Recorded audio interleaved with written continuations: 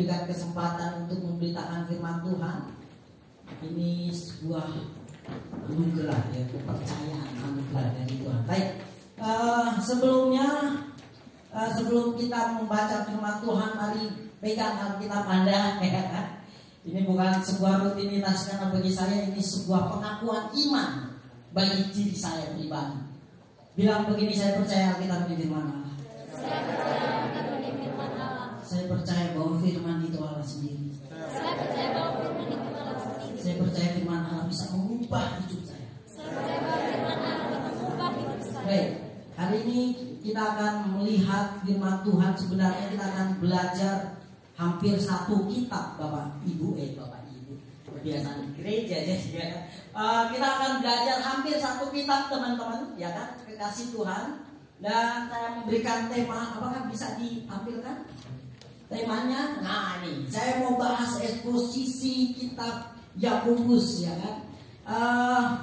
Sebenarnya saya ingin menyampaikan dari Matius pasal yang ke-12, tapi kemarin waktu saya lagi persiapan diri, kok saya merasa kayaknya ini eksposisi ini sesuatu hal yang baik untuk kita belajar bersama. Saya tahu bahwa teman-teman sudah belajar pembimbing perjanjian baru 2, ya kan? Jadi anggap aja kita lagi kuliah pembimbing perjanjian baru 2, ya kan? Untuk kitab Yakobus, kitab Yakobus. Nah, kita akan belajar tentang eksposisi kitab Yakobus, dan saya berikan tema iman yang sempurna. Baik, Bapak Ibu, Bapak Ibu lagi ya. Kekasih Tuhan, mari kita lihat latar belakang dari ini. Agak bermasalah, bisa. Oke. Latar belakang dari kitab Yakobus, kita semua tahu bahwa penulis ini, kenapa juga saya tulis latar belakang? Kan semuanya udah belajar pengantar perjanjian baru ya. Ini saya teringat ini gereja, Bapak Ibu. Baiklah, Bapak Ibu lagi. Nah, baiklah, tidak apa-apa. Mari kita belajar bersama. Penulis, siapa penulisnya? Yakobus. Siapa dia? Adik Tuhan Yesus. Jadi yang menulis kitab Yakobus ini bukan Yakobus dari 12 murid, namun Yakobus adik Tuhan Yesus. Lalu pembacanya berdasarkan Yakobus 1 ayat 1 kepada 12 suku Israel di perantauan. Nah, 12 suku Israel di perantauan. Ada sebuah buku yang saya baca bahwa sebenarnya kitab Yakobus ini adalah kitab yang muncul sebelum Rasul Paulus giat memberitakan firman Tuhan. Kalau kita belajar, Rasul Paulus itu 17 tahun setelah pertobatan baru dia diterima oleh gereja di Yerusalem. Ya kan, itu berdasarkan kitab Galatia 1 dan Galatia 2. Itu adalah.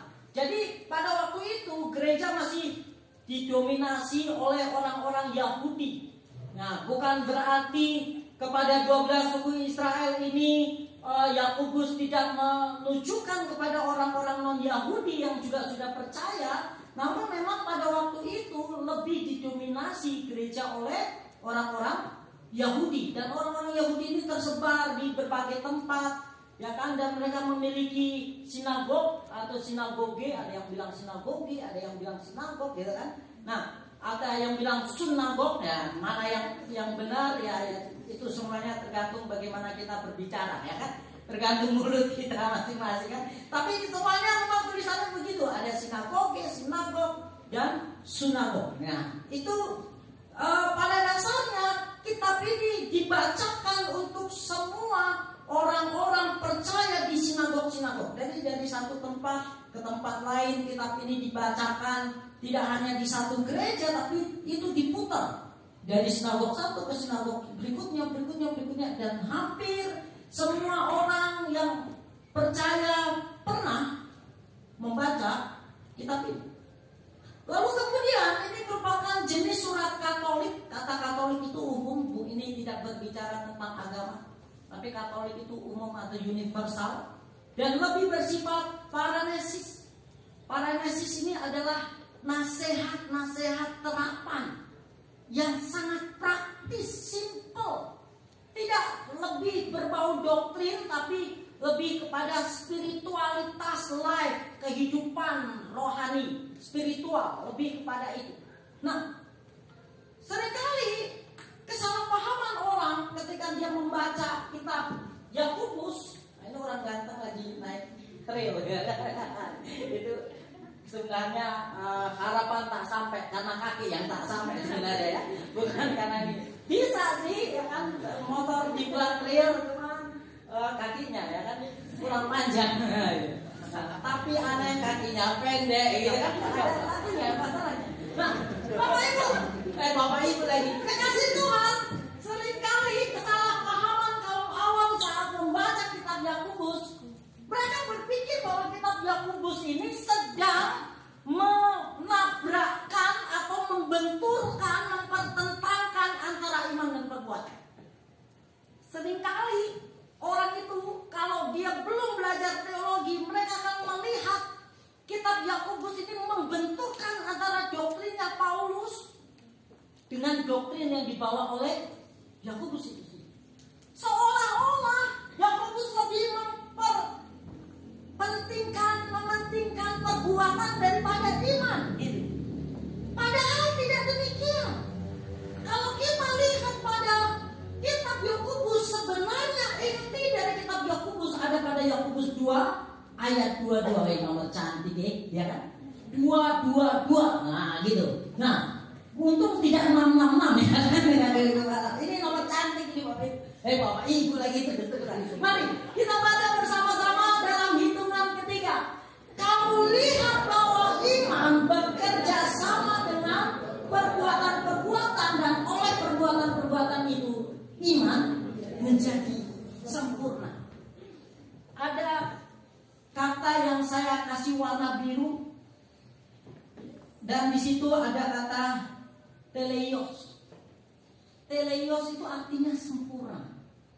Menariknya kalau teman-teman belajar mencari di dalam kitab Yakobus, ada 7 kali teleios itu ditulis di dalam satu kitab. Yang pertama kata ini ada di dalam Yakobus 1 ayat 4. Yakobus 1 ayat 4 itu 2 kali. Memang kalau kita melihat dalam terjemahan LAI, yang satu tidak diterjemahkan sempurna. Coba ya kita lihat ya. Yakobus 1 ayat 4. Dan biarlah ketekunan itu memperoleh buah yang matang, supaya kamu menjadi sempurna dan utuh dan tak kekurangan suatu apapun. Kalau Bapak Ibu nanti lihat di dalam bahasa Yunani, kata matang itu adalah sempurna, teleios. Jadi harusnya itu diterjemahkan begini. Dan biarlah ketekunan itu memperoleh kesempurnaan, buah yang sempurna, supaya kamu menjadi sempurna dan utuh dan tak kekurangan apapun. Itu 2. Lalu ada lagi di Yakobus 1 ayat 17, ayat 25, Yakobus 2 ayat 22 yang barusan kita baca. Lalu Yakobus 3 ayat 2, Yakobus 5 ayat 11. Semuanya ada kata teleios, sempurna. Yakobus sedang membahas tentang kamu berkata kamu orang beriman, kamu berkata aku ini adalah orang percaya, orang yang sudah diselamatkan, aku sudah punya iman. Tapi imanmu itu tidak sempurna. Kata teleios bisa berarti sempurna, lengkap, utuh. Ketika Yakobus melihat orang-orang yang begitu bangga dengan status sebagai orang Kristen, dengan status aku ini orang beriman, lalu Yakobus melihat cara hidup mereka yang sangat-sangat tidak baik. Yakobus bilang, perbuatanmu menunjukkan imanmu gak utuh, gak sempurna, cacat, rusak. Ada sesuatu hal yang Yakobus ingin tegur bagi umat Tuhan di seluruh perantauan, atau bisa dikatakan di seluruh dunia pada waktu itu. Mereka yang membanggakan aku punya iman, tapi tingkah lakunya tidak menunjukkan bahwa mereka punya iman.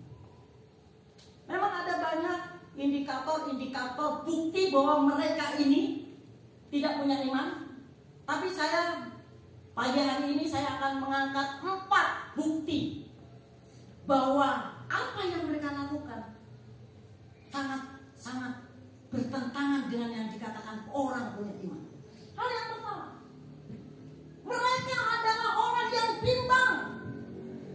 Di dalam Yakobus 1 ayat 5 sampai 7, saya pakai terjemahan TSI. Waduh, ternyata kecil ya Bapak Ibu ya.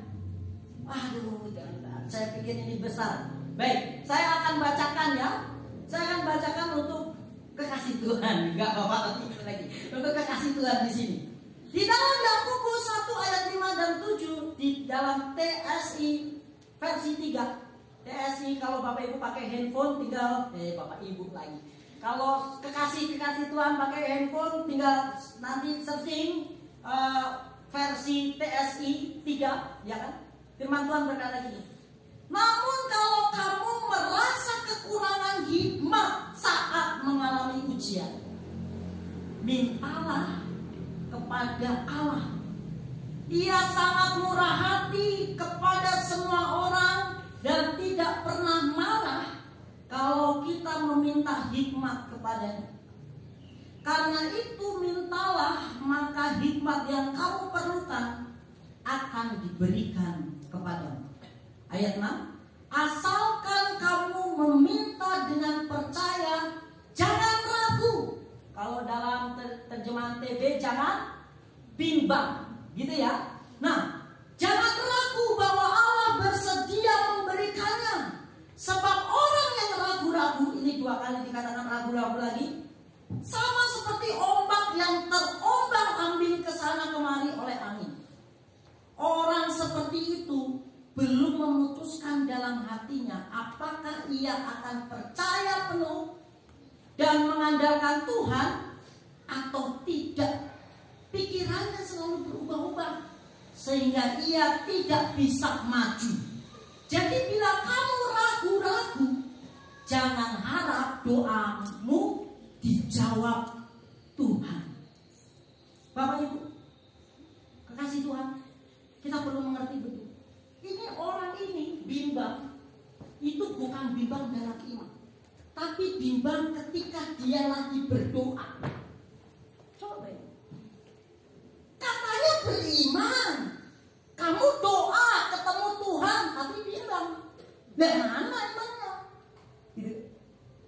Yakobus sedang menggelitik orang-orang yang dia layani. Hei, katanya kamu beriman, tapi kamu berdoa, kamu gak yakin dengan doamu. Nah, terus imanmu itu apa? Yang katanya percaya itu apa? Menariknya lagi, di sini berdoanya itu dikatakan gini, merasa kekurangan hikmat saat mengalami ujian. Kadang-kadang kita ketika mengalami persoalan, apa yang seringkali dilakukan pertama kali oleh orang percaya? Cari Tuhan, berdoa, bergumul. Tuhan, tolong, aku sedang bergumul, aku sedang punya masalah. Tolong Tuhan, selesaikan masalahku ini. Tolong berikan jalan keluar. Gitu kan? Layaknya seorang beriman, layaknya seorang pengikut Tuhan, ketika dia sedang mengalami ujian. Sekali lagi, ini bukan doa minta handphone, minta laptop, bukan itu. Doa yang dimaksud di sini adalah doa ketika kita sedang diuji, ketika kita sedang menghadapi masalah-masalah yang sangat berat. Disitulah kadang-kadang kita datang sama Tuhan. Lalu kita bilang, Tuhan, help me please. Tapi mereka berdoa. Walaupun mereka berdoa, tapi mereka penuh dengan keraguan. Beberapa kali kata ragu disebut. Jangan ragu, 1. Ragu lagi, ragu-ragu 2. Lalu di sini ada kata gini, ragu lagi. 3. Lalu di sini dikatakan apa sih? Orang ragu itu seperti apa? Ini dijelaskan. Apakah dia akan percaya penuh dan mengandalkan Tuhan atau tidak? Jadi kalau kita berdoa sama Tuhan, kita datang sama Tuhan, ketika Lalu kita ini sebenarnya di dalam pikiran kita belum benar-benar menentukan, aku berdoa karena aku ingin mengandalkan Tuhan. Sebenarnya doa kita sia-sia. Karena di sini ditulis begini, orang ini masih bimbang memutuskan di dalam hatinya apakah ia akan percaya penuh dan mengandalkan Tuhan atau tidak. Jadi kalau kita berdoa tapi kita belum yakin aku mau mengandalkan Tuhan atau enggak ya. Kalau Anda belum yakin untuk mengandalkan Tuhan, doamu itu buat apa? Seringkali kan di dalam masalah yang kita hadapi, kita memang berdoa, tapi selesai berdoa kita masih berpikir, aku harus bagaimana. Mengandalkan kekuatan kita sendiri untuk keluar dari problem yang sedang ini. Baru ketika kita sudah gak punya kekuatan, kita teriak, Tuhan, aku nyerah. Tapi nyerahnya pun kadang masih ragu. Itu yang dilayani oleh orang-orang di bawah kepemimpinan Yakobus. Mohon izin dulu, saya lupa untuk memberikan mood pesawat, ya kan? Nanti kalau tiba-tiba ada yang telepon kan lucu banget ya. Nah, jadi kekasih Tuhan, ini orang-orang yang lagi bergumul, ini orang-orang yang lagi bermasalah. Dia datang kepada Tuhan dia, tapi di dalam doa dia nggak percaya sama Tuhan. Jujur ya, kadang-kadang kita ini lebih percaya sama tukang jahit daripada sama Tuhan. Pada waktu kita mau jahitkan baju, nih kayak baju saya ini, dulu saya dikasih kain sama Erniwati Kili dari NTT Sumba, dari Rote. Saya dikasih ini, saya bilang bagus sekali. Akhirnya saya jahitin nih, ya kan, saya jahitin. Udah lama sih ini, sudah waktu dia masih di sini dia udah tahu bahwa saya udah punya baju ini untuk menyenangkan hatinya kan. Lalu dijahit gitu, waktu dijahit ya kan, diukur lingkar pinggang, terus waduh lingkar pinggangnya udah mulai membesar mas ya kan, ya oke siap, sebentar lagi jet gitu kan. Lalu lingkar dada ya kan, lengan, leher, betul. Itu kalau orang lihat gitu kan. Lalu pulanglah kita setelah diukur-ukur. Jujur, setelah pulang saya nggak pernah tuh sampai nggak bisa tidur. Terus tiba-tiba istri saya tanya, apa tuh ya, kok nggak bisa tidur? Nanti bajunya kayak apa ya? Nggak pernah tuh. Kenapa? Karena saya yakin sama si penjahitnya, betul nggak? Betul nggak? Tapi kadang-kadang orang percaya lain. Dia lagi ada masalah, dia berdoa sama Tuhan, selesai berdoa, ya kan? Terus dia keluar dari ruang doa, terus habis itu dia masih bingung, dia masih stres, dia masih nggak bisa tidur, dia masih nggak tenang, dia masih baperan, dia masih suka emosian, sensitif. Begitu. Lalu temannya bilang, kamu tuh kenapa sih? Kamu tuh gak usah tanya-tanya. Setelah nggak ada yang tanya gini, kalian itu nggak peka, nggak mau tanya apa yang sudah terjadi dalam hidupku. Sulit sekali. Lalu tiba-tiba gini, udahlah kamu berdoa, aku udah berdoa, tapi kenapa masih nggak bisa tidur? Aku bingung. Nah, itu tadi ketemu siapa waktu kamu doa? Ketemu siapa? Seringkali kita ini berdoa, tapi keraguan masih menguasai diri kita. Masa itu bukti bahwa kita orang beriman? Sebenarnya Yakobus ingin menyindir umat Tuhan. Hei, engkau yang menyebut dirimu sebagai orang beriman, dalam doamu aja loh kamu ragu. Itu masih mending. Waktu kamu doa aja loh kamu tidur. Atau waktu kamu doa tuh, kamu disuruh doa apa? Doanya kemana gitu? Kadang-kadang juga doanya nggak selesai. Mari kita berdoa untuk Afghanistan yang banyak orang percaya lagi ditindas. Lalu tiba-tiba kita berdoa, Tuhan Yesus, kami berdoa. Terus Tuhan tunggu dari atas, berdoa apa? Terus tiba-tiba ketika udah bilang amin, dia ikut-ikut bilang amin. Ya, Tuhan makin bingung kan? Ini masih doa apa ini? Seringkali kita datang ke gereja, ke battle untuk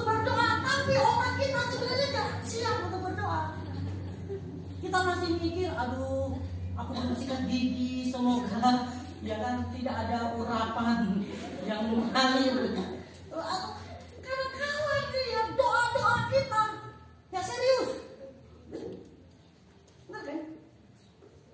Ada yang doa tiba-tiba terjatuh, ngawatan Tuhan terjadi di tempat ini. Gimana kamu ngawat Tuhan? Ngantuk bro. Gimana itu? Ini menjadi sebuah koreksi bagi kita yang menyebut saya orang beriman. Cek kehidupan doa kita. Hingga pada akhirnya nanti di dalam Yakobus pasal 5 Tuhan berkata begini, doa orang yang benar jika dengan yakin dan sungguh-sungguh besar kuasanya. Ya, tutup lagi. Hal yang pertama, bukti bahwa iman kita tidak sempurna, rusak, gak utuh, kita sering bimbang di dalam doa-doa mencari jawaban. Kita sering. Itu yang pertama. Yang kedua, mari baca di dalam Yakobus 1 ayat 12 ayat 13, 14, lalu lompat ayat 16. Yakobus pasal 1 ayat 13, 14, lalu lompat ayat 16. Apabila seorang dicobai, janganlah ia berkata pencobaan ini datang dari Allah. Sebab Allah tidak dapat dicobai oleh yang jahat, dan ia sendiri tidak mencobai siapapun. Tetapi tiap-tiap orang dicobai oleh keinginannya sendiri, karena ia diseret dan dipikat olehnya. Lalu ayat 16, saudara-saudara yang kukasihi, janganlah sesat. Bukti bahwa orang-orang yang dilayani Yakobus ini imannya enggak utuh. Mereka itu suka berpikir sesat. Apa itu berpikir sesat? Ini berkaitan dengan masalah-masalah yang dihadapi. Memang di dalam Yakobus pada awal-awal, di Yakobus 1 ayat yang kedua, saudara-saudara, anggaplah sebagai suatu kebahagiaan apabila kamu jatuh dalam berbagai-bagai pencobaan. Ayat 3, sebab kamu tahu bahwa ujian terhadap imanmu menghasilkan ketekunan.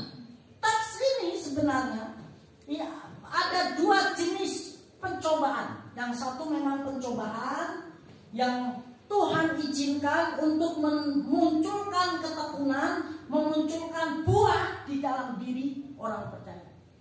Tapi ada pencobaan lain yang itu bukan dari Tuhan, tapi itu karena dicobai oleh keinginannya sendiri, karena ia diseret dan dipikat olehnya. Lalu tiba-tiba, sebenarnya ini gara-gara kesalahan diri sendiri, mereka merohanikan, oh pencobaan ini datang dari Tuhan. Saya kasih contoh. Kalau tiba-tiba ada orang nih, ada orang terbelit dengan hutang online. Lalu hutangnya sangat banyak sekali, dia diteror terus. Tiba-tiba dia bilang sama Tuhan, Tuhan, kenapa Tuhan izinkan masalah ini terjadi dalam hidupku? Itu salahnya sendiri. Kadang-kala mereka hutang online gara-gara apa? Tidak bisa mengendalikan keinginannya sendiri. Dia diseret, dia dipikat olehnya, lalu itu membawa kesusahan buat dirinya. Dia nggak sadar bahwa kesusahan itu karena dirinya. Tiba-tiba yang disalahkan Tuhan. Tuhan izinkan ini terjadi. Kenapa kok bercerai? Ya, ini sudah jalan Tuhan yang terbaik. Sejak kapan Tuhan mengajarkan untuk bercerai itu jalan terbaik? Gitu kan? Saya orang yang paling menolak perceraian. Pernah ada orang datang kepada saya dan bilang, Mas, saya mau konsultasi. Konsultasi apa? Saya mau bercerai sama istri saya. Saya bilang ini, gak usah ketemu saya. Kalau kamu konsultasi bagaimana memperbaiki rumah tanggamu, ayo bicara. Tapi kalau konsultasi untuk bercerai, cari hamba Tuhan lain. Gak mau saya untuk konsultasi kok untuk cerai. Apa ini? Mungkin ini jalan Tuhan, gak ada jalan Tuhan. Sesat pikiranmu. Betul. Saya harus tegas dengan orang-orang seperti ini. Betul? Bagi saya keluarga itu terpenting.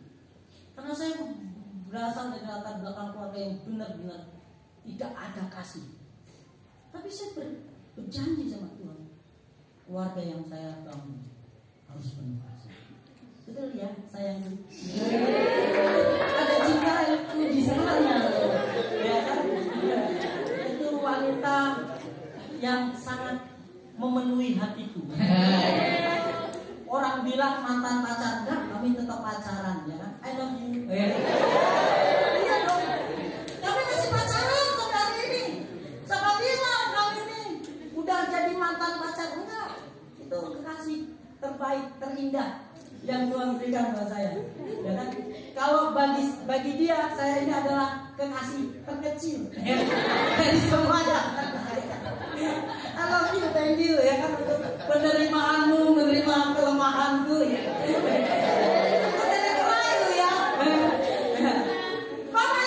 Bapak Ibu, kekasih Tuhan, mari kita sadar. Mungkin kita sedang menghadapi masalah-masalah yang menyulitkan kita, yang memberatkan kita. Tapi jangan kita mudah tiba-tiba kita berkata gini, Tuhan, Kau izinkan ini terjadi. Jangan-jangan itu karena kebodohan. Di dalam bertindak, di dalam memutuskan, kurang berpikir panjang.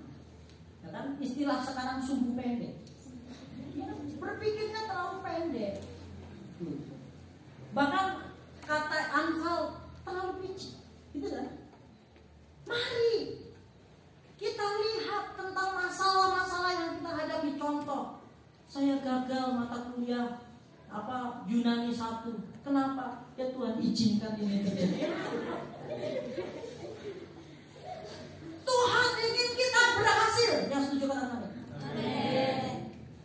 Kadang-kala itu karena kita kurang giat belajar, kita kurang menyangkal diri, karena kita terpikat, terseret oleh keinginan diri.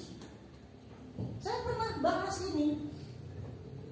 Ada 3 hal yang seringkali membuat orang mengalami kesusahan.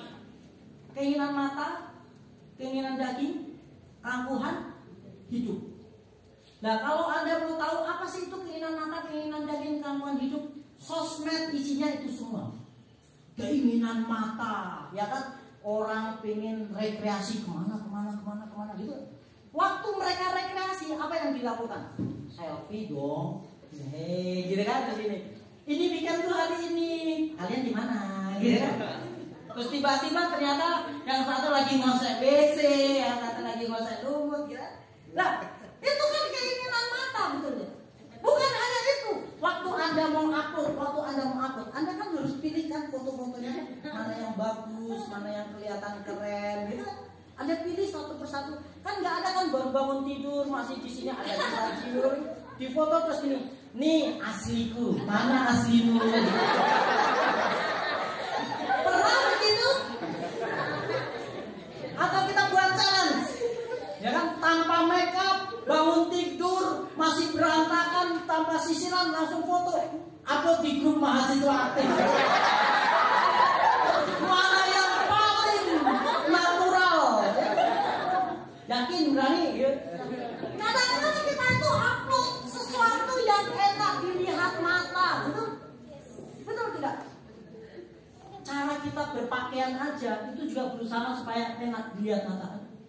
Tidak ada kan pemain musik pakai jas sih, celananya celana kolor. Langsung orang bilang apaan sih ini? Kita harus mengerti bahwa sosmed penuh dengan keinginan mata yang ingin dilihat, tempat-tempat wisata, gitu. Keinginan daging, makan. Dulu makan tuh berdoa dulu cukup. Sekarang enggak, upload dulu. Ya kan temannya mau makan, pos.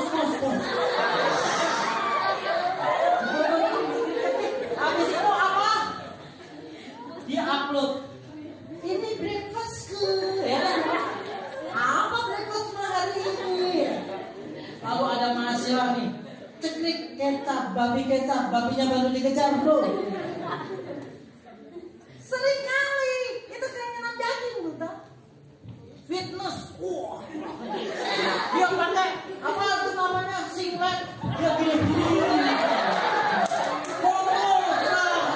Langsung dia gini. Ini gayaku. Betul nggak? Keinginan apa itu? Daging supaya punya body goal, gitu kan? Body goal yang paling keren siapa? Habis olahraga keringetan, seger mas bro. Ada kalah. Keinginan apa itu? Daging ingin menunjukkan ini loh yang dicari oleh daging. Lalu ada keangkuhan hidup. Keangkuhan hidup termasuk saya tadi naik trail itu. Tuh, naik apa namanya, kita wisuda foto. Aku udah selesai. Kapan kamu? Atau kita lihat orang kondangan menikah foto, ya kan? Terus ini sudah ijazah, kurang ijazah, begitu. Kadang-kala orang berusaha mengupload pencapaian. Keangkuhan itu. Keinginan apa? Keinginan daging, keangkuhan itu. Penuh di sosmed. Kalau orang nggak tahan, lalu dia melihat sosmed itu malah tidak menjadi senang, malah menjadi ngenes. Tuhan, dia pernah pergi ke sana ke sini. Aku kok cuma di sini aja. Seminggu cuma keluar sekali. Itu aja 2 jam. Telat 5 menit salah, lebih cepat 10 menit salah. Semuanya bingung.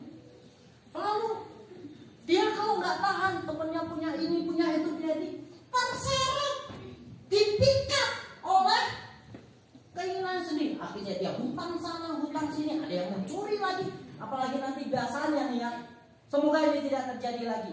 Setiap kali mau selesai akhir semester, ada yang kehilangan. Itu dia. Kenapa? Terseret, terpikat oleh keinginan diri sendiri. Lalu tiba-tiba nanti ketahuan, terus bilang, ini semua Tuhan izinkan. Siram air, biar mandi sekalian. Itu orang masih mimpi. Betul tidak? Jangan apa-apa disalahkan Tuhan. Terlalu rohani apa-apa Tuhan izinkan. Kenapa? Kok kamu selingkuh? Tuhan izinkan. Apa sih? Tidak semuanya berakhir dengan kata Tuhan izinkan. Jangan sesat berpikir. Kalau orang percaya, orang beriman masih suka sesat berpikir, itu karena kesalahannya, itu karena ketidakmampuannya mengendalikan diri, lalu dia terjebak dalam masalah, lalu dia salahkan Tuhan. Sebenarnya itu menunjukkan iman kita tidak sempurna. Iman kita itu rapuh. Tidak ada iman yang sempurna terus tiba-tiba apa-apa disalahkan Tuhan. Belajar untuk mampu melihat diri. Jangan-jangan kesulitan yang sedang aku hadapi karena kesalahanku sendiri. Lalu belajar untuk berubah. Amin. Lalu yang ketiga, menipu diri sendiri. Apa bukti orang menipu diri sendiri? Yakobus pasal yang ke-1 ayat 26. Jikalau ada seorang yang menganggap dirinya beribadah tetapi tidak mengekang lidahnya, ia menipu dirinya sendiri, maka sia-sialah ibadahnya. Coba bayangin, kalau di gereja, kalau di Betel, ngangkat doa, ngangkat pujian, ngangkat penyembahan, kalau bilang haleluya, itu sampai benar-benar samping kanannya terbangun, itu dia paling semangat kalau di gereja. Tapi kalau di luar gereja, dia bisa membuli temannya sampai temannya nangis. Dia bisa mengata-ngatai temannya sampai sakit hati. Lalu dia berkata gini, ya kan, di ayat ini, di ayat 9 dan 10 dari Yakobus 3, dengan lidah kita memuji Tuhan Bapa kita, dan dengan lidah kita mengutuk manusia yang diciptakan menurut rupa Allah. Dari mulut yang satu keluar berkat dan kutuk. Hal ini saudara-saudara tidak boleh demikian terjadi. Oh, bayangin, perhatikan cara kita menggunakan mulut. Kalau di luar gereja mulut kita benar-benar berantakan, ya sia-sialah ibadahnya. Orang beriman kelihatannya rohani hanya di dalam, di luar sama aja, maki jalan terus, bully jalan terus, semuanya jalan terus. Kata-kata yang tidak baik, kata-kata negatif jalan terus. Yakobus menantang umat yang dia layani. Mana iman yang kau gembor-gemborkan itu? Omonganmu itu gak terjaga. Perkataan-perkataanmu itu tidak menunjukkan perkataan yang beriman, penuh keluh kesah. Kadang-kadang orang juga sombong itu nggak selalu sombong hal-hal yang baik. Kadang-kadang sombong kesusahan juga ada. Waktu mahasiswa datang ini, wih, aku belum kumpul tafsir PB 2, apalagi minggu depan itu sudah mulai kumpul dan presentasi. Lalu temannya yang satu bilang gini, kamu masih penting cuma tafsir PB 2. Aku masih dari pengantar pembimbing perjanjian lama, perjanjian baru, yang ini semuanya belum aku kerjakan. Yang satu bilang gini, kamu masih mending uang sekolah ini dan sebagainya, masih belum ini dulu. Ya. Coba saling meninggikan siapa yang lebih menderita. Aku lebih menderita daripada kamu. Iyalah. Terus gitu katanya orang beriman, yang dibicarakan penuh dengan keluh kesah. Terus di mana imannya? Di mana imannya? Ini pertanyaan yang harus kita renungkan. Yakobus ingin mengajak orang-orang yang dilayani, hei, mana imannya itu? Perkataan-perkataan yang kau ucapkan, yang kau keluarkan, keluh kesahmu itu, ya, bahkan makian bulianmu itu menunjukkan bahwa kadar imanmu itu tidak utuh, rusak. Ada yang gak beres dengan iman itu. Ada yang gak benar dengan yang kamu katakan iman itu. Perkataan kita harus perkataan yang benar-benar sebagai orang beriman. Masalah pasti ada. Siapa sih yang punya masalah?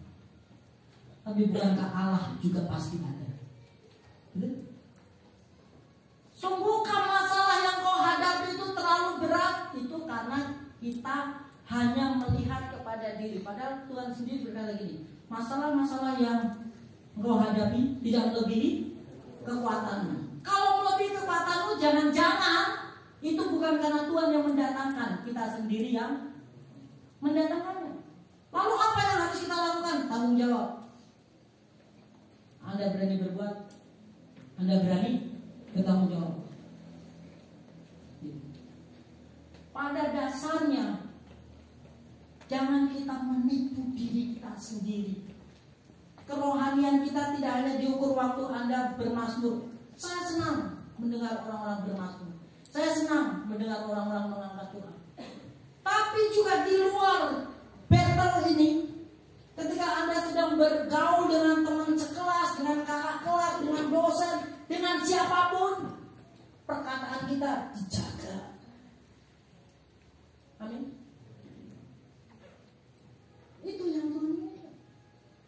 Ini yang Yakobus sedang tantang umat yang sedang dia layani. Yakin dengan iman yang kamu banggakan itu. Yakobus sedang menantang. Lalu yang terakhir, memandang muka. Mari kita lihat di dalam Yakobus 2 ayat 1 sampai 3. Firman Tuhan berkata begini, saudara-saudaraku, sebagai orang yang beriman kepada Yesus Kristus, Tuhan kita yang mulia, jangan imanmu itu kamu amalkan dengan memandang muka. Sebab jika ada seorang masuk ke dalam kumpulanmu dengan memakai cincin emas dan pakaian indah, dan datang juga orang miskin ke situ dan memakai pakaian buruk, dan kamu menghormati orang yang berpakaian indah itu dan berkata kepadanya, silakan duduk, silakan Tuhan duduk di tempat yang baik ini. Sedangkan kepada orang yang miskin itu kamu berkata, berdirilah di sana atau duduklah di lantai dekat tumpuan kakiku. Ini orang yang sedang memandang muka. Sebenarnya apa arti kata lain dari memandang muka? Ini sebenarnya bicara tentang keramah tamahan. Saya lebih menyebut kepada keramah tamahan. Memandang muka itu salah satu ukurannya adalah keramah tamahan. Kalau kita ramah hanya dengan orang-orang tertentu, dengan orang-orang yang lain, kita cuek, ya kan? Kalau dengan orang yang kita senangi, orang yang masih jauh aja kita tegur, Mas Arif, ya kan? Tapi kalau ada Pak Kemis, ya biarin aja cuek, ngapain? Ya, bahaya. Begitu. Kalau kita bisa ramah dengan yang satu, maka kita juga harus ramah dengan yang lain. Gitu. Kasih senyum dong. Tahan gini. Aku udah kelihatan ramah belum? Gitu ya. Tanya sama temanmu. Udah kelihatan ramah belum? Kasih senyum. Kasih senyum sambil manggut-manggut. Nah itu. Nah itu. Itu baru. Jadi ini bukan seperti orang ODGJ ya Pak. Kasih muka. Ramah itu kepada siapapun, mau tukang kebun, mau tukang paket, mau dosen, mau adik tingkat, mau anak-anak staf, pemimpin, Anda harus hormat, Anda harus ramah. Amin. Gak bisa kita hanya ramah dengan satu teman saja. Apalagi anak muda zaman sekarang itu punya istilah satu circle, woi, gitu kan? Oh, kok kamu jalan sama dia? Oh, kami beda circle mas. Ada circle ya. Istilah anak muda sekarang kan, ya, itu circle saya. Makanya kemana-mana kami selalu bersama, ya kan? Kami seperti kepompong dan kupu-kupu, nah, atau ibaratnya seperti katak beradik, ya, gitu. Jadi semuanya akur, gitu. Nah, tapi kalau dengan yang beda tingkat, kakak tingkat, kamu yang harus duluan nyapa saya. Ayo, sapa. Gitu. Gitu. Ya nggak boleh kan? Kita harus ramah, apalagi ini orang zaman dulu ya, zaman dulu. Ya ampun, Anda harus mengerti yang dimaksud di sini orang kaya dan orang miskin itu bicara tentang yang satu budak, yang satu adalah orang-orang kaya. Kepada budak dia berkata gini, ayo duduk sini, samping sini, nih dekat kaki lu. Iya, langsung dirapi sekalian, dilap kakinya, ya bersihkan, nah gitu. Ya, gitu. Karena ini adalah budak, Bapak Ibu ingat, zaman dulu itu kan ada orang yang suka membasuh kaki toh, betul kan? Nah, kepada orang yang miskin dia berkata gini, duduk di sini, di lantai, dekat tumpuan kakiku. Kepada budak itu. Tapi kepada orang-orang kaya bilang ini, oh silakan duduk yang paling depan, gitu kan? Di depan mana? Depan mobil. Jadi kalau ini duduk di paling depan, seringkali gitu. Nah, ketawanya terlambat. Tapi masih mending lah ketawa di sini daripada nanti sampai asrama tiba-tiba ketawa. Kacau kan? Kamu ini langsung bingung gitu. Kamu kenapa lucu. Ibarat biasa saja ketawa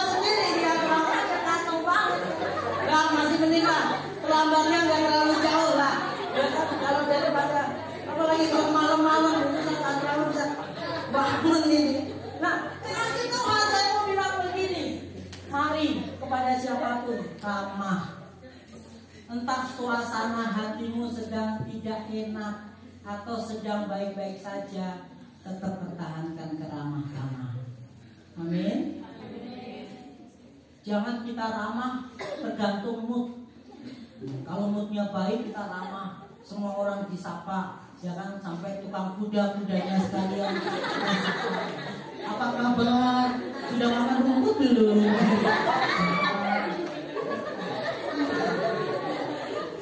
Kayak gitu.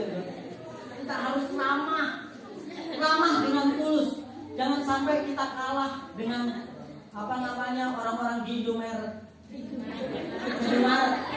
Selamat datang di Indomaret. Ketika pulang jangan lupa datang kembali. Selalu begitu kan? Pernah lihat orang-orang di Indomaret aja yang sekuler, dia tahu artinya ramah. Suatu ketika saya diajak makan di Solo sama Mas Tony juga, diajak makan di Mbah Mangun ya. Mbah Mangun. Mie godok Mbah Mangun. Setiap kali ada orang datang dia pukul lonceng, teng gitu, saya kaget ya kan. Karena saya baru masuk, tiba-tiba saya di samping lonceng itu dipukul teng, ya. Lama mas, kaget ya. Terus waktu dia pukul lonceng langsung gini, sugeng rawuh Mbah Mangun ya kan. Sugeng dahar gitu.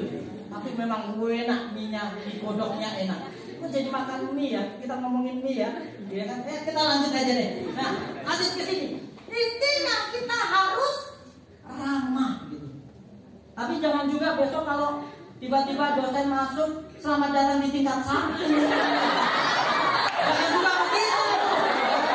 Selamat nanti keluar dari kelas gini.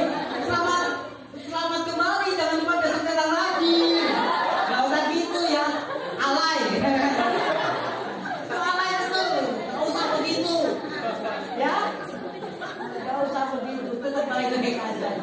Tapi setidaknya kita harus ramah itu bagian dari wujud iman kita. Apalagi kalau kita bisa ramah dengan semua orang, mau orang dosen, mau tukang kurir, mau tukang kebun, sama ibu-ibu dapur, Anda ramah pasti Anda dicintai. Betul tidak? Pasti orang senang kalau kita ramah. Saya tutup. Pemain musik bisa maju ya Pak. Sebenarnya Yakobus ini sedang mengkritik sebuah kebanggaan iman. Mereka yang menyebut diri mereka beriman, tapi sebenarnya banyak hal yang menunjukkan sebenarnya iman mereka itu cacat. Mereka bimbang, mereka menipu diri sendiri. Bagaimana menipu diri sendiri? Beribadah tapi tidak jalan. Mereka sesat berpikir setiap kali persoalan selalu ini karena Tuhan, ini karena Tuhan. Lalu bukan itu mereka memandang muka, gak ramah. Masa iman, orang beriman gak ramah sih? Mukanya gak baik. Lalu Yakobus ingin mengajak mereka untuk paham. Ada yang salah dengan iman yang dimiliki oleh umat kita. Sebenarnya masih ada beberapa yang lainnya lagi, tapi saya tidak mungkin menyampaikan semuanya. Dan saya rasa Anda juga tahu karena Anda pernah belajar bimbing perjanjian baru. Lalu ada sebuah kunci. Bagaimana sih supaya saya punya iman yang sempurna? Saya suka terjemahan TSI Yakobus 3 ayat 17. Ini terjemahan TSI. Kita perlu hikmat Tuhan untuk iman kita sempurna. Terjemahan TSI berkata gini, sedangkan hikmat yang benar datang dari Allah memimpin kita untuk hidup seperti ini. Pertama-tama suci, selanjutnya berdamai dengan sesama, lemah lembut, terbuka untuk mengikuti kemauan orang lain. Ini sulit. Terbuka untuk mengikuti kemauan orang lain. Lalu hikmat juga memimpin kita untuk merasa belas kasihan kepada sesama kita dan tetap berbuat baik kepada mereka. Hikmat dari Allah selalu jujur dan tidak pilih kasih. Ini sebenarnya masalah-masalah yang dihadapi di jemaat. Dan Yakobus mengajarkan kunci kita punya hikmat yang sempurna. Ketika ada masalah, mintalah hikmat, tapi jangan bimbang. Hikmat itu menuntun kita hidup suci. Hikmat itu menuntun kita berdamai dengan sesama. Hikmat itu menuntun kita punya kelemah lembutan, terbuka mengikuti kemauan orang. Hikmat memimpin kita punya belas kasihan, tetap berbuat baik, jujur, tidak pilih kasih. Terima kasih Tuhan. Terima kasih Tuhan. Pujilah